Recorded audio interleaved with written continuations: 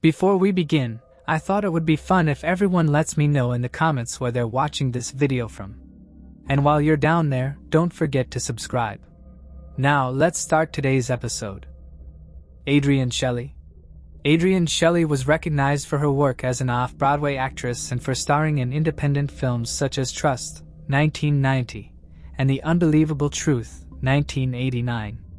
In the years that followed, she took on minor roles in various television shows, including Law and Order and Oz, while also securing significant roles in off-Broadway productions. Her final project before her passing was the comedy-drama film Waitress, which she wrote, directed, and starred in. The film received critical acclaim and, along with its cast, won 5 film awards in addition to earning multiple nominations. In 2015, Waitress was adapted into a Broadway musical, receiving a Tony Award nomination.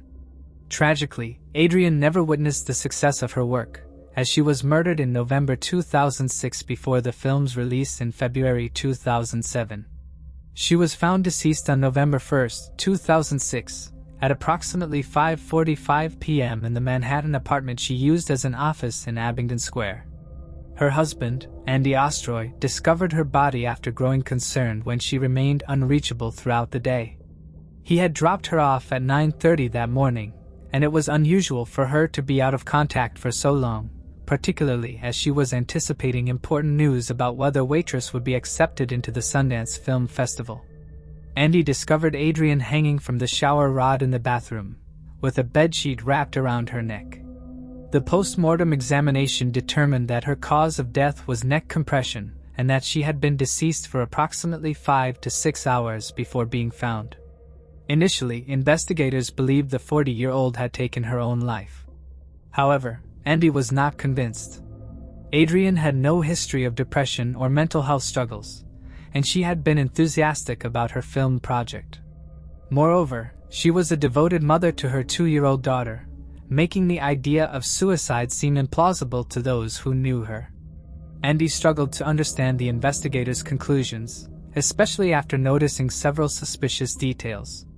Money was missing from Adrien's purse, an unidentified shoe print was found on the toilet lid, and the door had been left unlocked. Unwavering in his belief that his wife did not take her own life, he publicly rejected the police's assessment. Before I continue, I want to remind you that only a small percentage of people who watch my videos are actually subscribed. So if you enjoy my content, consider subscribing. It's free and you can always change your mind later. Now let's move on with the video. Determined to uncover the truth, he pressured investigators to re-examine the crime scene and consider the evidence he had pointed out, hoping they would recognize the inconsistencies in their theory. Speaking to the media, he emphasized the importance of justice, stating that his daughter deserved to grow up knowing the truth about what really happened to her mother.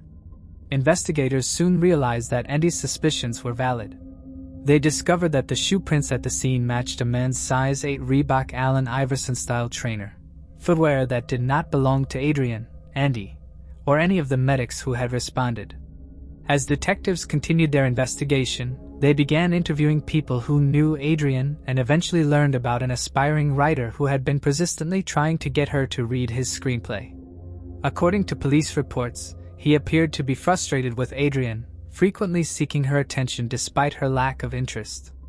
When law enforcement attempted to track this writer down, they discovered he had moved out and left the country.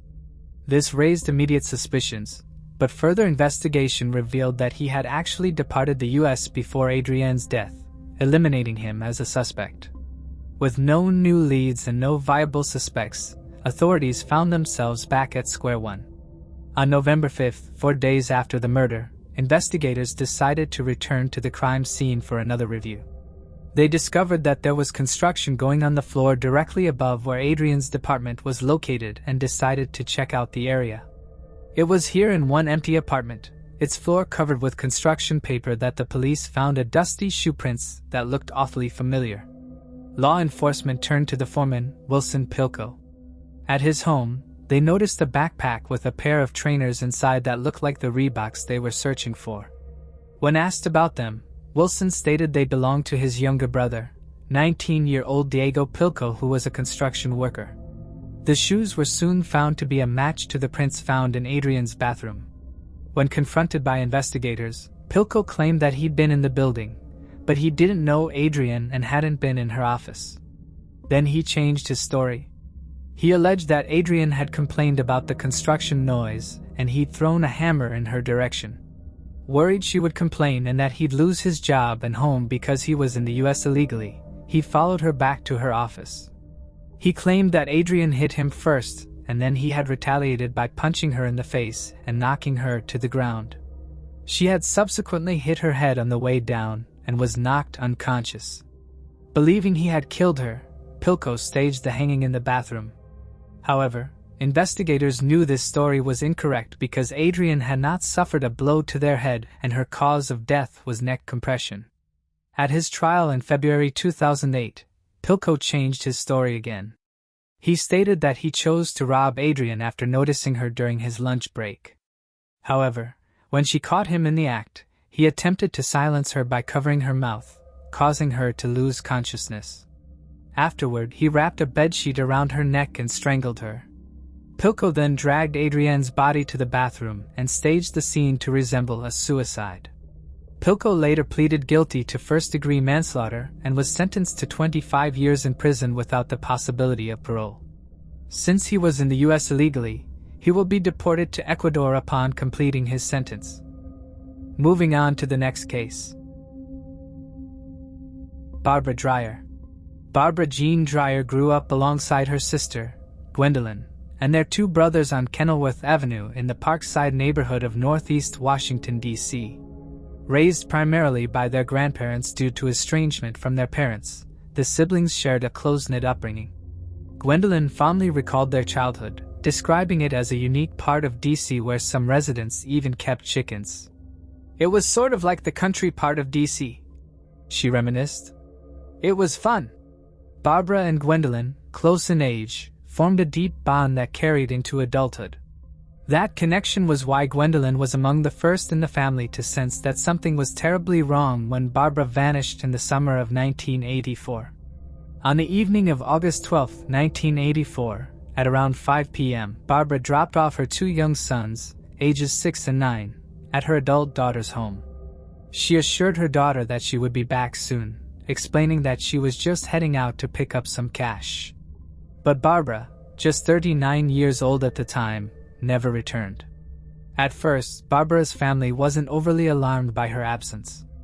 In the months leading up to her disappearance, she had been meeting her estranged husband somewhat regularly, occasionally staying out for days at a time without contacting family. It wasn't until 9 days after she was last heard from that concern truly set in.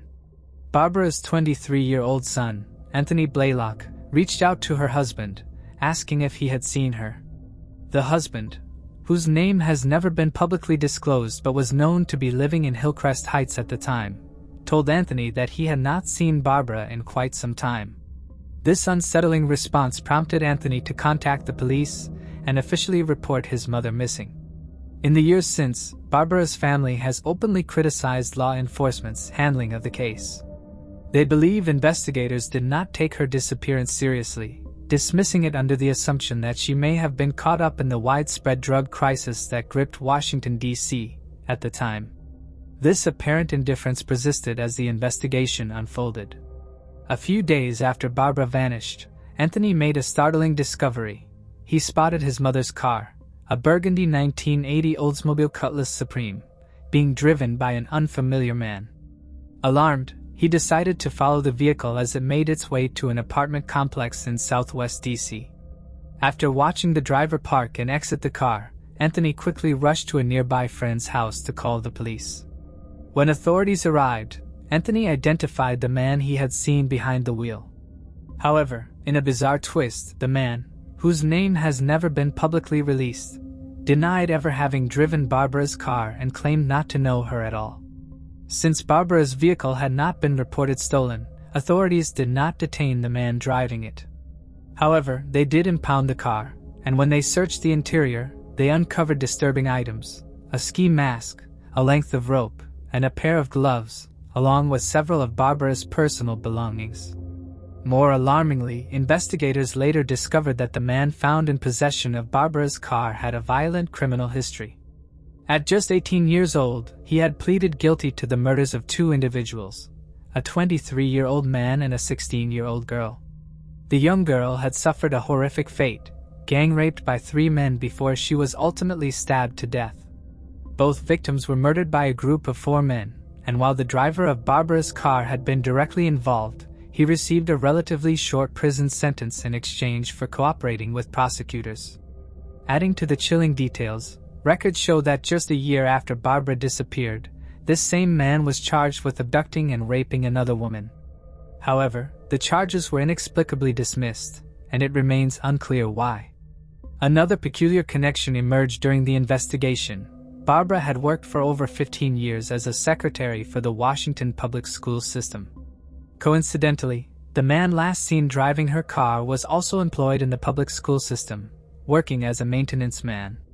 This unsettling link, along with the other disturbing revelations, only deepened the mystery surrounding Barbara's disappearance. Online speculators have wondered if the two crossed paths while working. Unfortunately, that's where the investigation into Barbara's disappearance ends. She has never been seen or heard from since she went missing, and her case has remained cold for several decades. In the years since she vanished, the police have lost several important pieces of information, including her original missing persons reports, the ski mask, and the length of rope. Barbara's family have noted that they have likely lost vital forensic evidence as a result. A police spokesman confirmed the loss of the items, but offered no explanation as to what happened to the evidence, or why it was disposed of if that was the case. In February 2007, James L. Trainham, a 17-year veteran of the DC Police Homicide Squad, spent hours trying to locate the original file and desperately searched for the physical evidence, but found neither the rope nor the ski mask. It was here that it came to light that so much of the crucial evidence has been lost. Of the man who was driving Barbara's car, Trainham said, quote, "I don't think they should have let him go so easily, especially with his records. Nobody connected the dots. Nobody said, here's a guy with the missing woman's car. Let's check out his background." It would be doing the bare minimum. Additionally, the family lost multiple of Barbara's belongings, as during the initial investigation, authorities took her diary, letters and photos that were later purged by the department, who were attempting to make space for other cases. Gwendolyn, who worked as an emergency services dispatcher at the time, said the detectives she worked with were not doing what they were supposed to be doing, and quote, "Every time I would see them and tell them something, they would not check it out." Understandably, she soon found herself losing faith in her colleagues. In February 2009, Barbara's image and story were included on packs of playing cards that were distributed to inmates. However, this led to no new breakthroughs in the case. A year later, a $25,000 reward was offered for anyone with information leading to an arrest and conviction in Barbara's case. But again, the case remained at a standstill.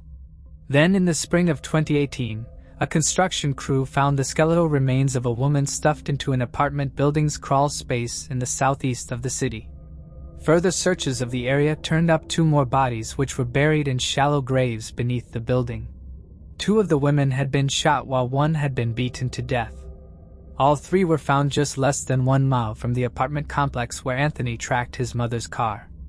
For a short time, investigators thought that one of these bodies belonged to Barbara and conducted DNA testing to prove it. However, the results were negative. In August year, the women were identified as 48-year-old Jewel King, 41-year-old Virgil Jefferson, and 43-year-old Dorothy Jean Butts. All 3 women had gone missing in February 2006, and their murders are still being investigated. After Barbara's disappearance, her children were raised by her sister Gwendolyn, although 2 of her sons are now deceased. Anthony, who works for the federal government, continues to search for answers in his mother's case alongside his aunt. Barbara was 39 years old when she disappeared from Washington, D.C. She was last seen around 5 p.m. on August 12, 1984, after dropping off 2 of her children at her adult daughter's home.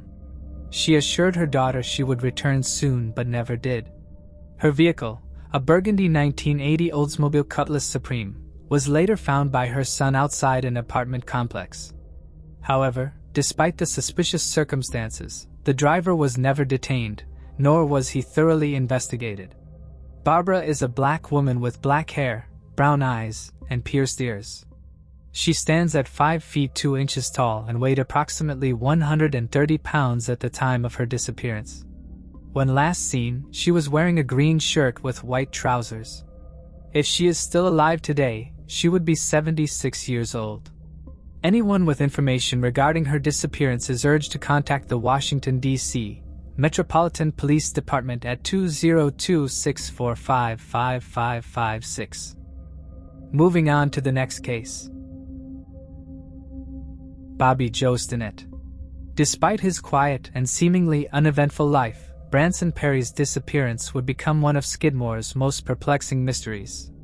On April 11, 2001, Branson was at home with a friend, cleaning up the house in preparation for his father's return from the hospital. At some point in the afternoon, Branson told his friend that he was going to take some jumper cables to a shed outside. He left the house, and was never seen again. When his father returned 2 days later, Branson was nowhere to be found. His car, wallet, and personal belongings were left untouched, but there was no sign of him. At first, friends and family assumed he had gone off on his own, but as days turned into weeks, concern grew. A missing persons report was officially filed, and the search for Branson began. Over the years, various theories have emerged, some suggesting he was the victim of foul play, while others speculate he may have left voluntarily. The case remains unsolved, leaving his loved ones with more questions than answers. Jenna didn't think much of the two men at the time, as Branson seemed comfortable with them. He mentioned that he was going to take the jumper cables to a shed outside, a seemingly routine task. But after stepping out of the house, he never returned. Jenna left a short while later, assuming Branson had simply gotten distracted or left to run an errand. It wasn't until days later that his absence raised alarm. When Bob Perry returned home from the hospital, he found the house seemingly untouched. Branson's car was still there, his wallet and belongings remained, but his son was nowhere to be found. As the search for Branson intensified, strange details began to surface.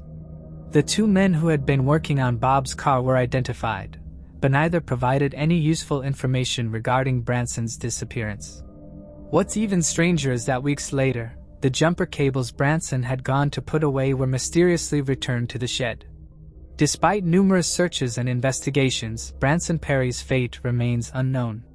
Some believe his assault just days before played a crucial role in his vanishing, while others suspect he may have been lured away by someone he trusted. To this day, his case remains open, leaving his family and the town of Skidmore desperate for answers.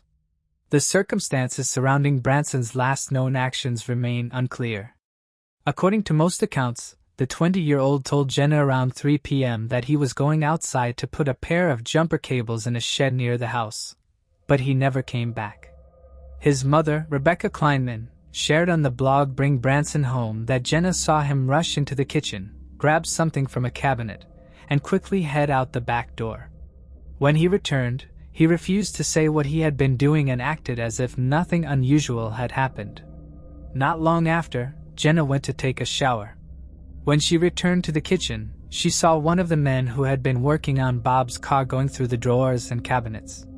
When she asked what he was looking for, he simply replied, "Nothing," before heading back outside. The two men were later questioned by police, but they were never officially considered suspects. They reportedly told investigators they never saw Branson after he went to the shed, despite the fact that he would have had to pass by them.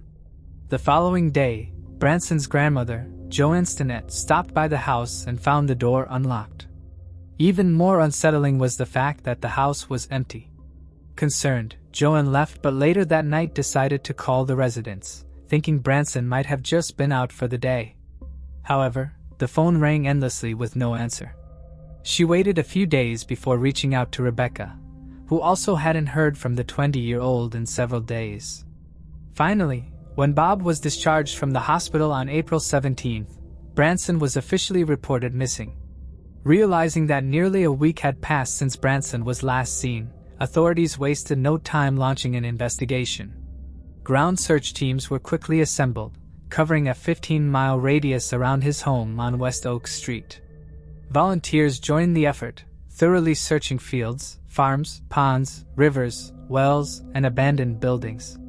Despite their exhaustive efforts, no trace of Branson was found.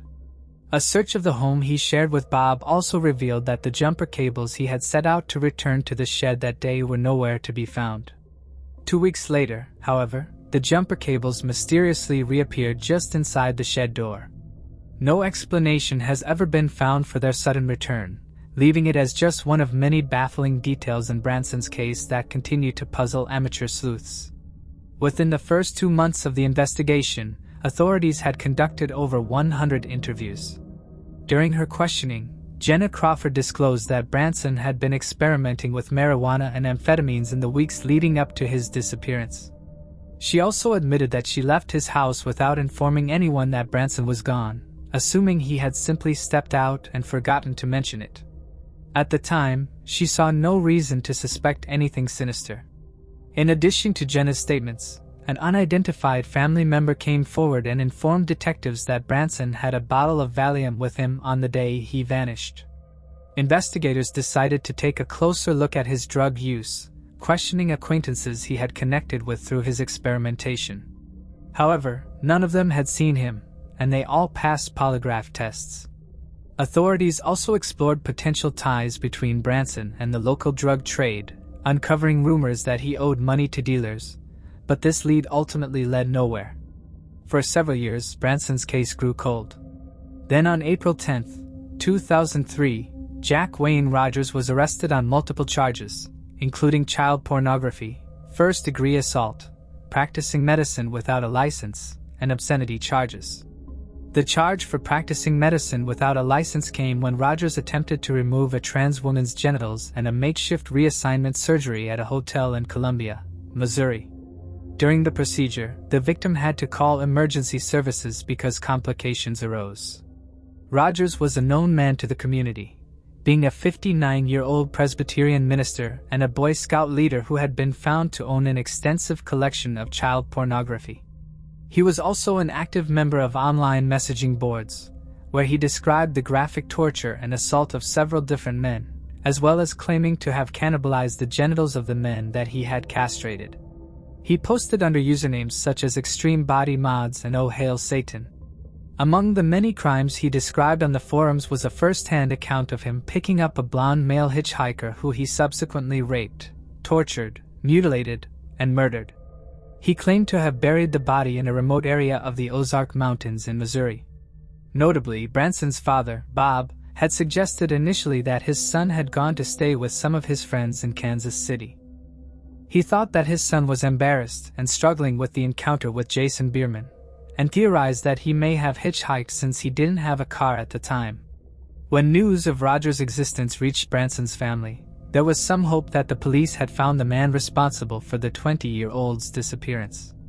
When questioned, however, Rogers denied knowing or seeing Branson, claiming that the post he'd written about torturing a young blonde hitchhiker was just a fantasy that he'd made up and not based on true events. Yet when the investigators searched the 59-year-old's home, they found a turtle claw necklace in his vehicle, which closely resembled the necklace which Branson owned. Although Rogers' garden was also searched, nothing of note was discovered. In April 2004, Rogers was sentenced to 17 years for assault, 7 years for illegal surgery, and 30 years for child pornography charges. He was set to serve his sentences consecutively. At his sentencing, Rebecca Clino pleaded with Rogers and asked him to reveal the location of Branson's body, but Rogers continued to maintain his innocence. After their encounter, Rebecca began to believe that perhaps the former Boy Scout leader wasn't involved in her son's disappearance after all. She speculated that someone local to the area was involved instead. 5 years later, in June 2009, investigators revealed that they were excavating a site in Quitman, Missouri after receiving a credible tip that the area was Branson's resting place. A 2-day search was executed with the excavation site consisting of a 23-foot hole that covered a 20 by 40-foot area. A local farmer residing about 1.5 miles east of Quitman told reporters that authorities had searched for an abandoned well on his property, but nothing had been found. Similarly, nothing was found on the Quitman site. Unfortunately, updates in Branson's case are far and few between from this point onwards.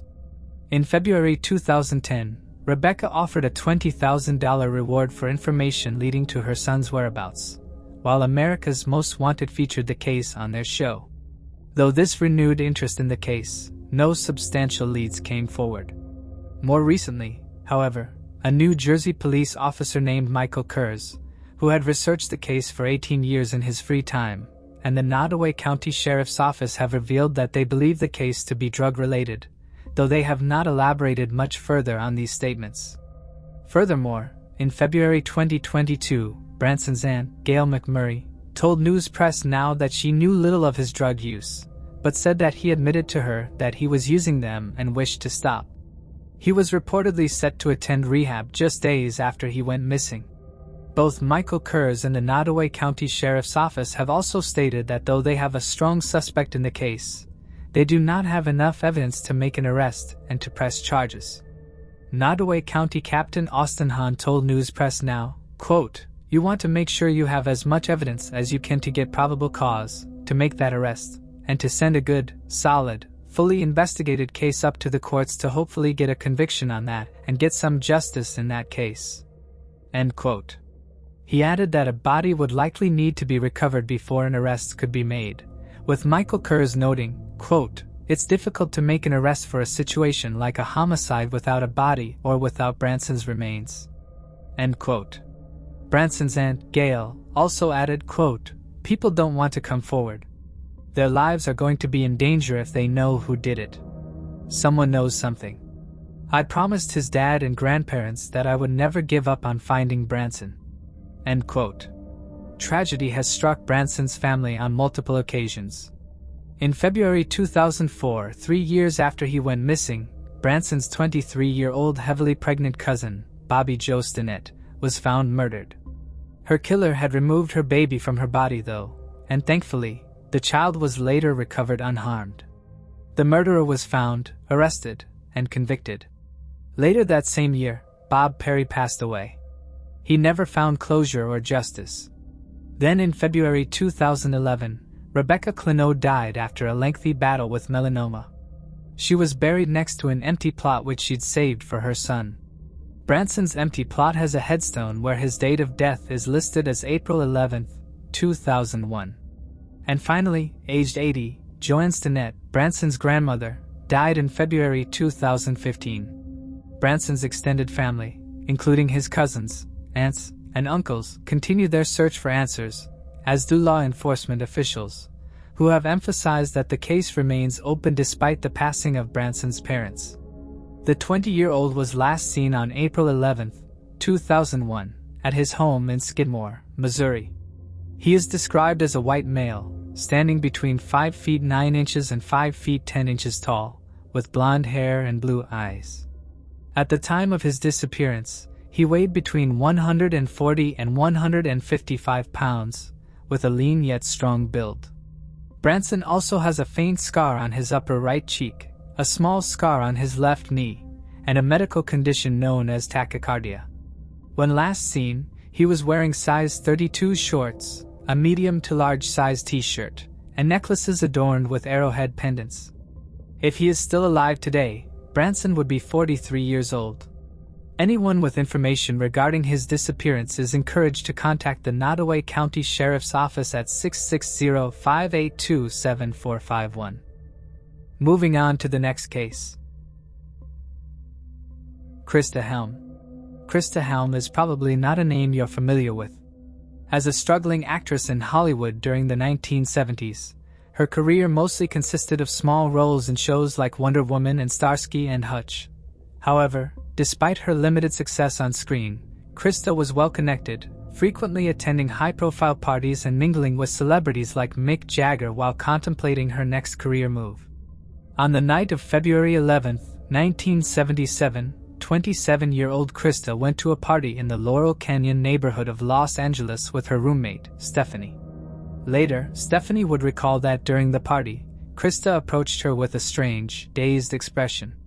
When asked what was wrong, Christa brushed it off, saying it was nothing. However, Stephanie insisted she could tell something had unsettled her, saying, "I'll never forget that look." Stephanie left the party soon after, as she had plans to visit her boyfriend. Before leaving, she handed her car keys to Christa and went on her way. That would be the last time she saw her friend and roommate alive. Later that night, Stephanie tried calling their home from a payphone but got no answer. A deep sense of unease told her something was wrong. In the early hours of February 12th, Christa's body was discovered in West Hollywood. After leaving the party, she had gone to visit a friend, Sandy Smith, a music agent who had been invited but declined to attend, opting for an early night instead. Christa's body was found partially underneath a parked car that belonged to Sandy's girlfriend, Nancy. Although she lived with Sandy, Nancy was reportedly not home that evening. Homicide detective Larry Brandenburg, who responded to the crime scene, later described the setting in Oxygen's mysteries and scandals, saying, "It was an older but somewhat exclusive neighborhood. I think Christa might have known someone was chasing or following her because she stopped fast in her car." We know that she exited the car, had a heated conversation with someone, and before she was able to return to her car, she was attacked. He added that neighbors heard blood-curdling screams that sounded like a cat being skinned. Christa's death was horrifically violent. She bore 23 stab wounds to her front, back, neck, and on the side of her head. She also had defensive injuries to her hands. Immediately, authorities did not suspect that this was a random encounter. Given the level of violence and brutality inflicted on the 27-year-old, they believed she knew her killer. Furthermore, Christa's handbag was missing from the scene. This led to speculation that whoever had killed her had been after her now infamous diary, which she reportedly kept in her possession at all times.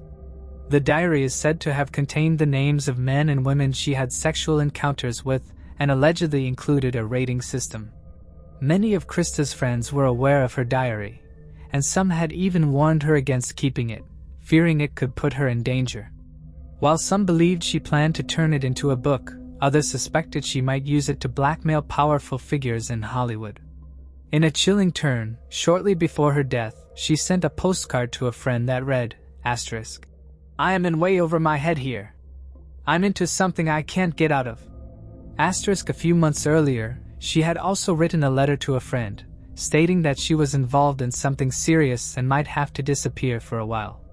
Initially, detectives explored a potential link between Christa's murder and that of actor Sal Mineo, who had been stabbed to death in 1976 at the age of 37.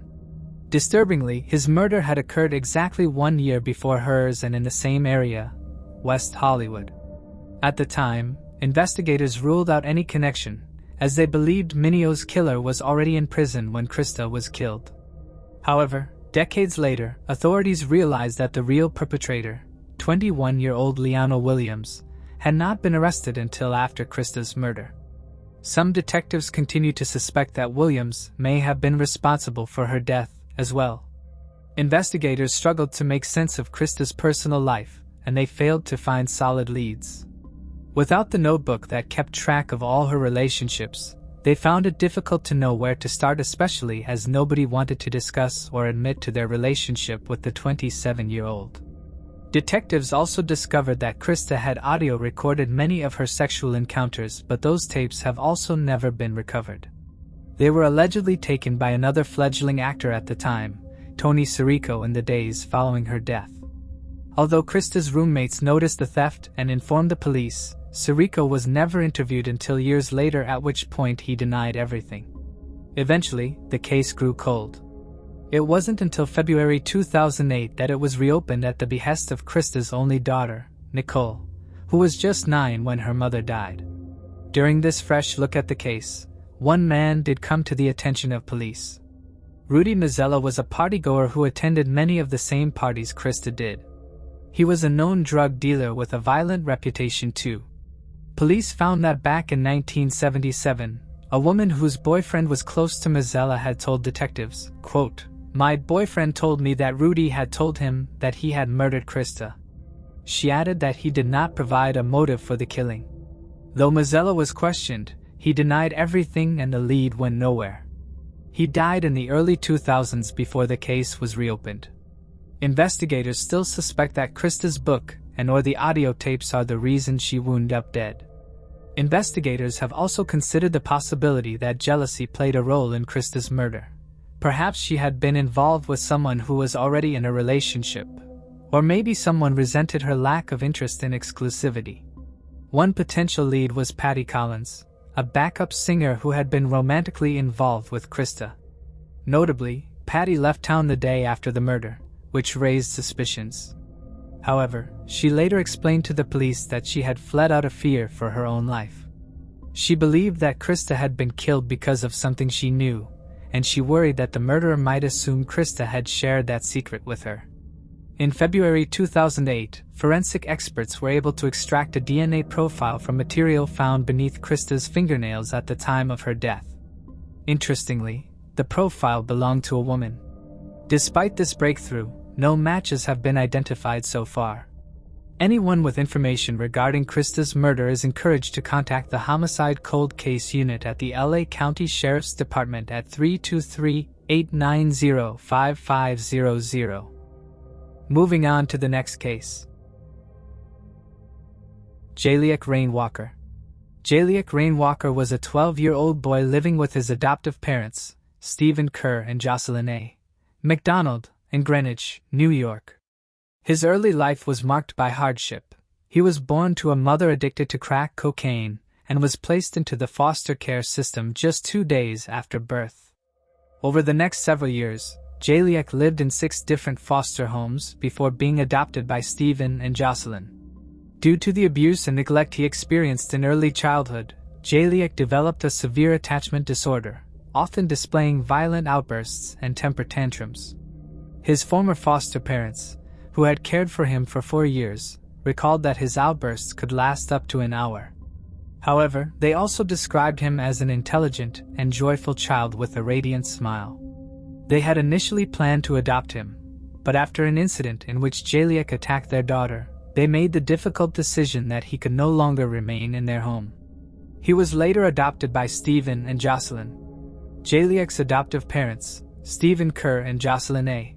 McDonald, had 3 biological sons and an adopted daughter. According to them, Jaliek's frequent violent tantrums caused fear among his siblings.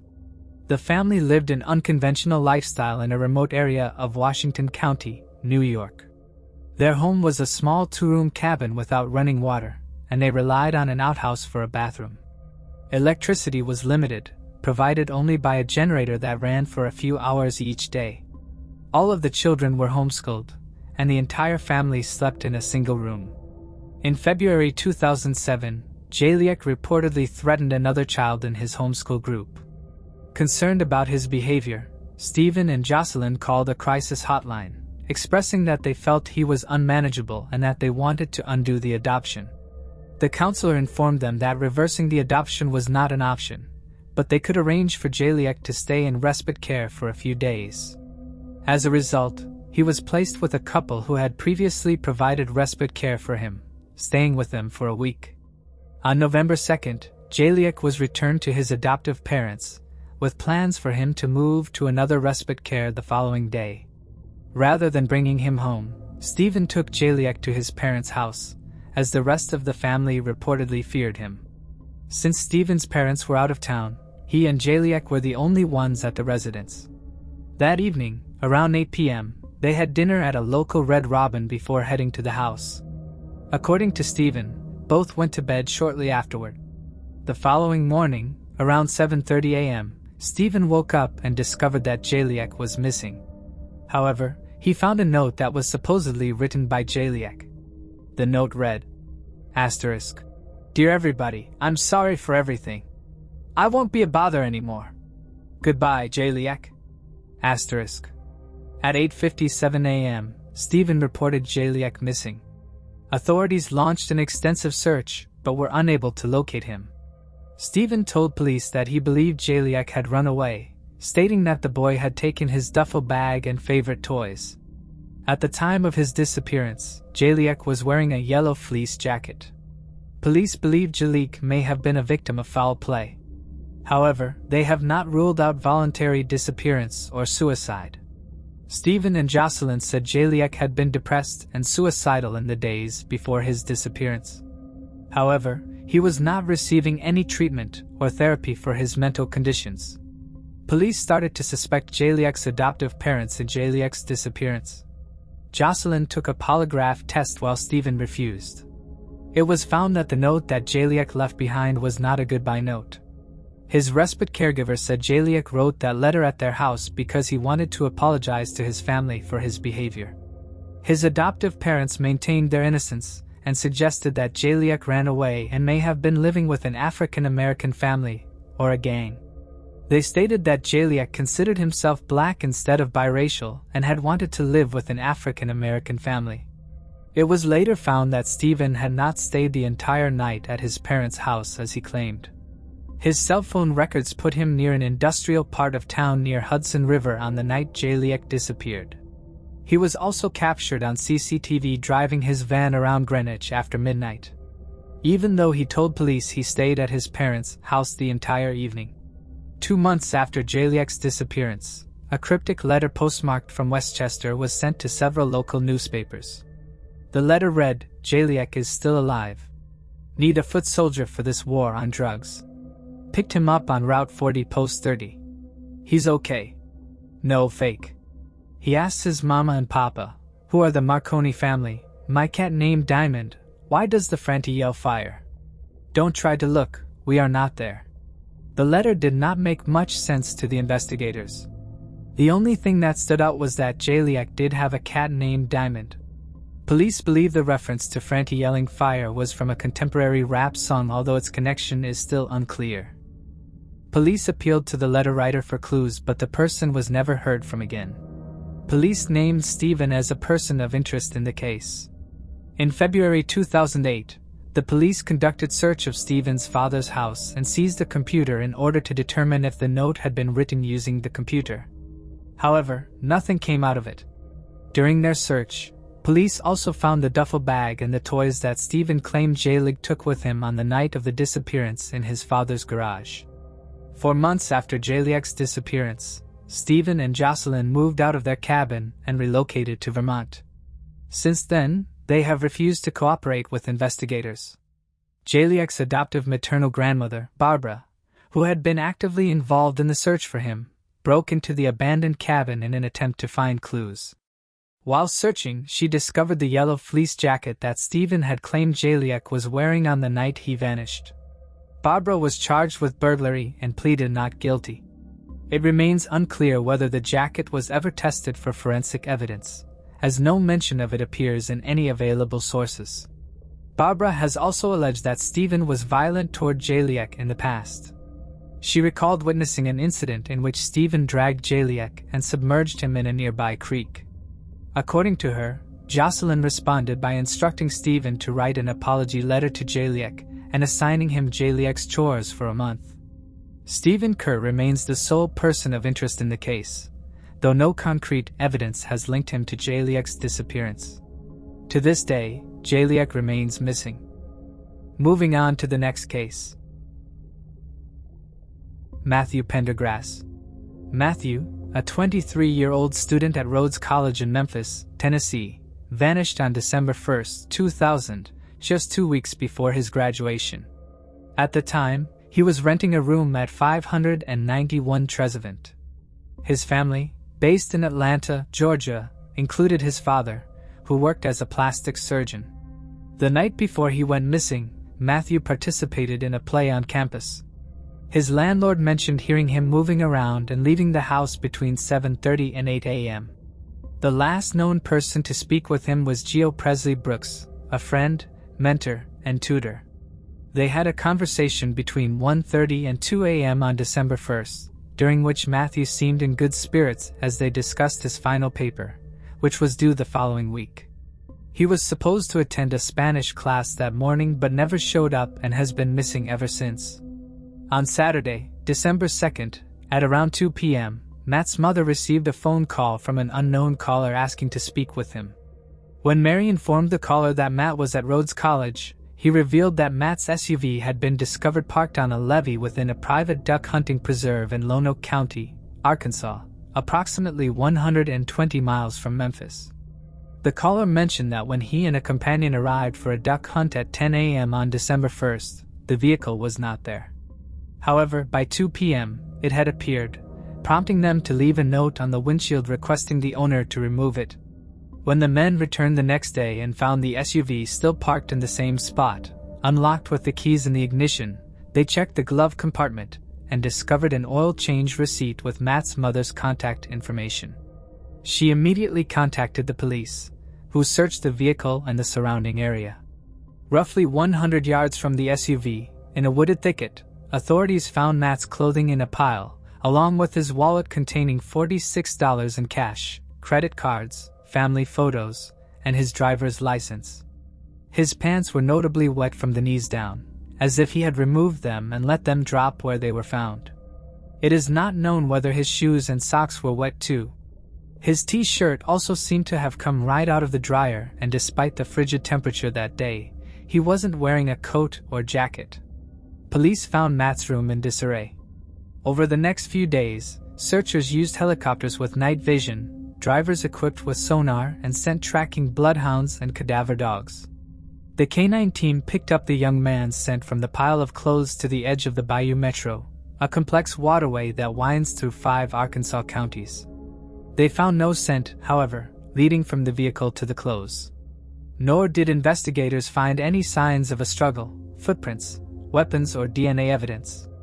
While investigators were examining Matt's car, they found a journal inside of a backpack. The journal contained poems, reflections, observations of life, death, and nature. In at least one entry, Matt mentioned a group called the Silver Elves. The website in question features the elven tree of life and death, guiding visitors on a journey of self-discovery and the pursuit of immortality. In one of his journal entries, Matt described experiencing the cold mud in the woods, lying in icy water, and feeling as if his blood was turning into ice crystals. The police consulted a psychic, who claimed that Matt sought to be reborn as a silver elf. According to her vision, he removed his clothes, folded them neatly, and walked into the bayou, where he ultimately succumbed to hypothermia.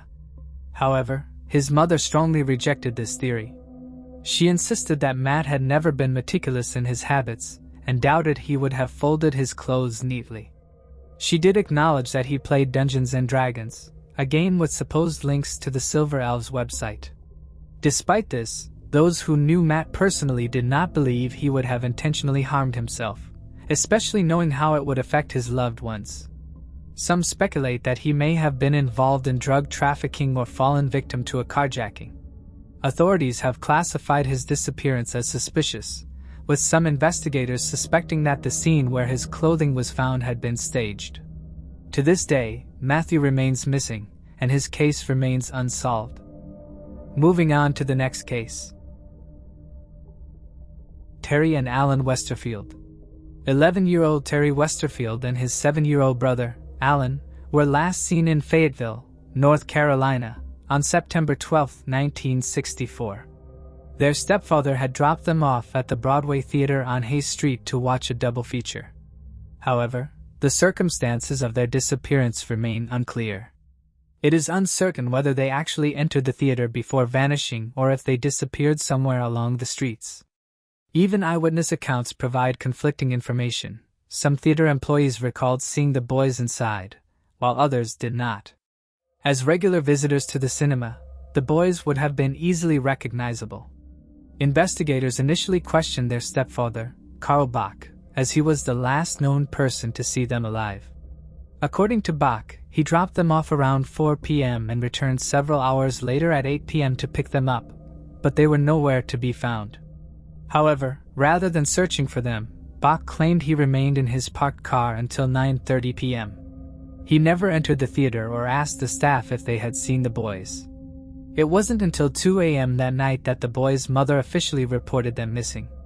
At the time, she and Carl Bach were separated. Law enforcement agencies, including the Fayetteville Police, Fort Bragg authorities, and dozens of others, launched an extensive search for Terry and Alan. Investigators followed numerous leads, including reports of a suspicious and unidentified vehicle spotted near the boys' home before they disappeared. They also interviewed multiple individuals who claimed to have seen the children. Even the FBI became involved, yet the case remained a mystery. Despite exhaustive efforts, authorities found no physical evidence, and the boys' bodies were never recovered. Just days after their disappearance, the police chief told the Fayetteville Observer, "We've checked every lead we've had, and we're still up against a blank wall." Days turned into weeks, then months, and eventually years passed with no trace of the children. Carl Bach, the boy's stepfather, was an army sergeant at the time of the disappearance. He worked as a military police officer at Fort Bragg, but was sent overseas just a year after the children went missing. He and the boy's mother formally divorced shortly afterwards, and he remained unmarried throughout the rest of his life. Investigators have theorized that Bach was involved in the disappearance of Terry and Alan, and have suggested that the two were killed shortly after they went missing. In 2012, authorities attempted to re-interview Bach and even offered a letter of qualified immunity, but Bach declined. He told them, "If I hadn't been in the military police, that would be a pretty good proposition." Investigators later recalled that Bach seemed to be indifferent about the boys and their mother, with one officer noting, "It was clear he was devoid of any emotion in respect to those boys. And really he was indifferent about Margie as well." The disappearance of the Westerfield brothers is the oldest case involving children in North Carolina. The vast majority of witnesses and those important to the case are now dead, including Terry and Alan's biological father, who was ruled out of the investigation early on and who took his own life in 1978, and their mother, Margie, who following her divorce from Bach, remarried and relocated to South Carolina, where she died in February 2003 at the age of 70. Carl Bach was the last surviving figure connected to the case, passing away in 2016 at the age of 93. Over the decades, the theater where the boys were last seen was also demolished. Despite the frustrating lack of leads, the Fayetteville police have periodically reopened the case, hoping that a fresh perspective might uncover a crucial missing piece. However, their efforts have yet to yield any breakthroughs. In 2018, new details emerged that lent further credibility to the theory that Carl Bach may have been responsible for the children's disappearance. Investigators revealed that on the morning of September 12, 1964, the boys had been left with a babysitter while their mother, Margie, attended a hair appointment. At some point, Bach arrived at the house and instructed the babysitter to leave. She hesitated and stalled for as long as she could, but eventually left between 12:30 and 1 p.m. Around that time, 7-year-old Alan was seen riding his bike outside. Meanwhile, a neighborhood boy who was friends with the brothers knocked on their door to ask if Terry could come out and play. Bach answered the door and said no, that the 11-year-old was being punished. As mentioned earlier, Bach claimed that he later took the boys to see a double film feature. When Margie came home around an hour and a half later at around 5:30, Bach was in the house and the boys were gone. The pair argued about Bach sending the babysitter home and him taking the boys out, but Margie didn't suspect that anything was amiss. She went out that night with friends. When she came home at 1 a.m., she argued again with Bach, who asked her if she'd picked the children up from the cinema because he allegedly couldn't find them. Margie phoned the police at 2 a.m. to report the boys missing. During an interview, the one where he was offered a letter of qualified immunity, Bach reportedly stated, "You know, I was the last one to see them alive." Many police officers have taken this as a sort of confession, but still Bach was never charged in connection to the case. And the bodies of Alan and Terry have never been discovered. Terry Westerfield was 11 years old when he disappeared from Fayetteville, North Carolina, on September 12, 1964. His younger brother, Alan, was just 7. Terry is described as a white male with red hair, blue eyes, and freckles across his face. He had an appendectomy scar on his abdomen and was missing one permanent tooth in his lower jaw. At the time of his disappearance, he was 4 feet 7 inches tall and weighed approximately 89 pounds. Alan is described as a white male with sandy brown hair, blue eyes, and a speech impediment. When he went missing, he stood 3 feet 10 inches tall and weighed about 80 pounds. If you have any information regarding the disappearance of the Westerfield brothers, please contact the Cumberland County Sheriff's Office at 910-323-1500. Moving on to the next case. William Bradford Bishop Jr. Born on August 1, 1936, in Pasadena, William Bradford Bishop Jr. was a former U.S. Foreign Service officer who has evaded capture for over 4 decades. As of 2020, he remains at large, wanted on 5 counts of first-degree murder. Bishop graduated from the prestigious Yale University in 1959 before marrying his high school sweetheart, Annette Weiss. Together, they had 3 sons and lived in Bethesda, Maryland, alongside Bishop's elderly mother, who was in her 70s. To the outside world, the Bishop family appeared to be an ordinary, well-to-do household, until everything changed in 1976. On March 1st of that year, Bishop received the disappointing news that he would not be getting the promotion he had been anticipating.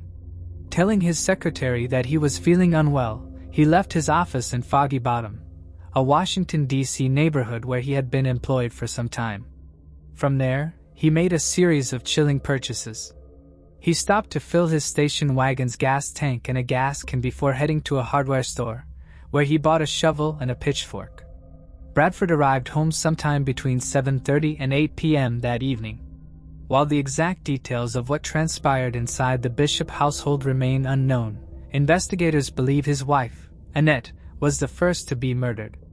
His mother was killed shortly after returning from walking the family dog, and then, one by one, the couple's 3 sons, just 5, 10, and 14 years old, were brutally slain as they slept upstairs, unaware of their fate.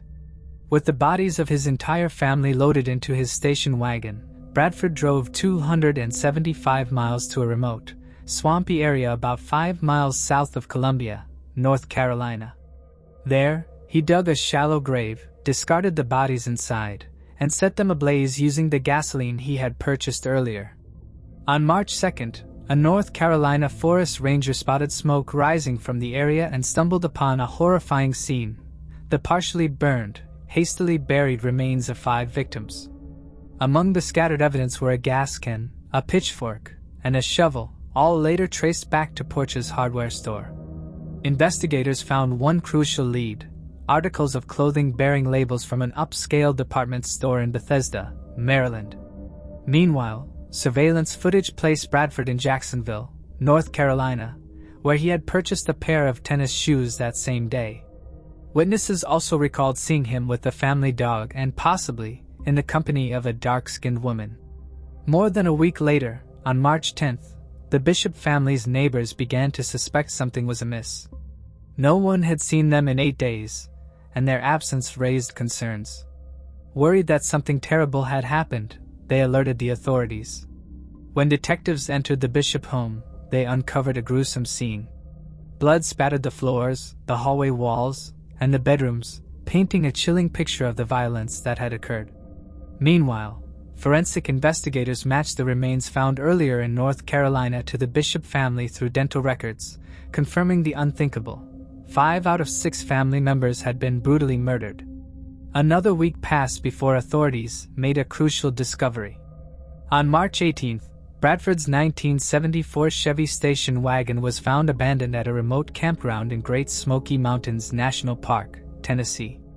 Inside the vehicle, investigators found an unsettling collection of items: dog biscuits, a blood-stained blanket, a shotgun, an axe, and a shaving kit that contained Bradford's prescription medication.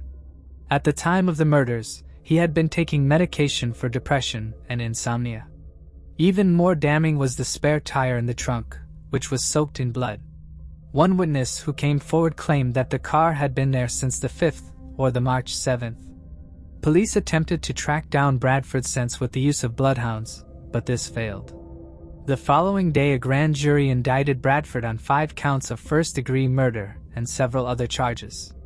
A motive has not been established as to why Bradford massacred his own family. There are some reports that Bradford's career had caused some marital tension. He was allegedly unhappy with his desk job and wanted to go overseas, while Annette did not. She was studying arts at the University of Maryland, opposing Bradford's wishes that she remain a stay-at-home mother. There are also many mixed reports on the severity of any financial issues the couple may have been having. Some say that the problems were mild and nothing unusual for people in their 30s living in that kind of neighborhood, while an article from 2013 says that the IRS was auditing Bradford's family taxes due to financial troubles, but this has never been confirmed.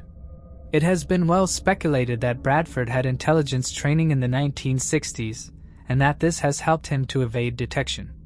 Nevertheless, there have been several sightings of him across the globe which have been deemed as credible by authorities. In February 2010, authorities believed that Bradford was living in Switzerland, Italy, or somewhere else in Europe, or perhaps even California in the USA. They suspected he was working as a teacher or was involved in criminal activities. That same year, it was revealed to the public that he had been corresponding with a federal prison inmate named Albert Kenneth Bankston, who had been serving his time in the U.S. Penitentiary in Marion.